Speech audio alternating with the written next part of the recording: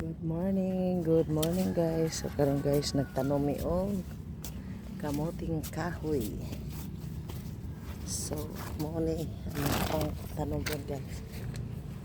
So far mao ni ang yuta diri sa ako ang brother. So mao ni kamuting kahoy.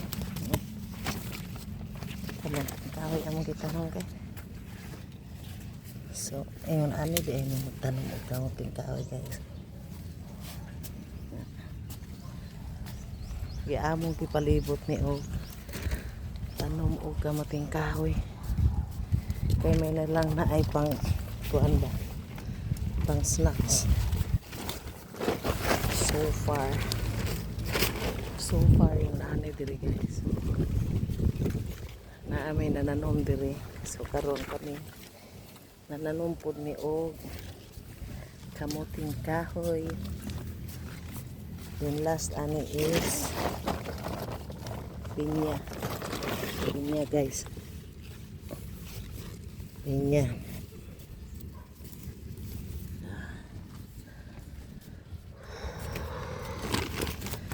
Daghan pa oh. Gamay na lang mag gamay na lang tayo guys.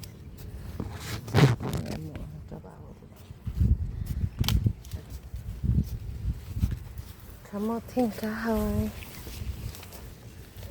O ni amo ang trabaho sa bukid sa una guys, mananom og kamuting kahoy.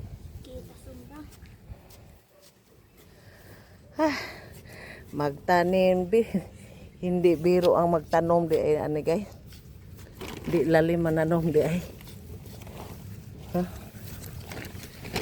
So far, ano siya ka humok ang yuta guys. Mo siya kay may nalamang naianihon ba.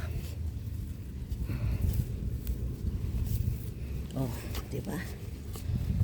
Sunod ani guys, kalamansi na pud among itanom ani. So among gipalibutan o tanom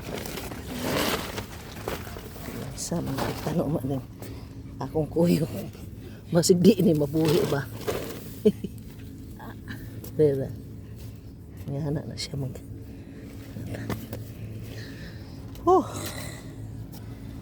hindi man dahil ilalim.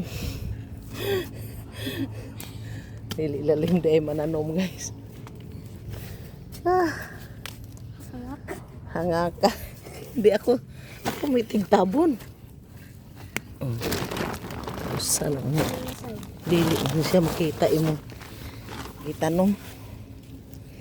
Sige ni mabuhi. Diri day. Asa man ka?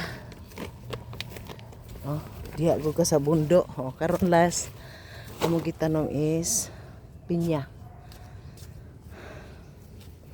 Lalum day. Wasig ma ko ano na. So, bunga ni na askuan. Last is pineapple, pinya. Ay ako tigkuan be. Ako bunga ni aslalom. Basta. Dili oh.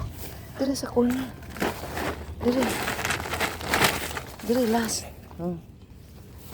So guys, last na mong tanom. Kamuting kahoy pinya guys. So mukhaon na lamang tag 3 months from now maka-harvest na mi ani amuang kamuting kahoy o pinya.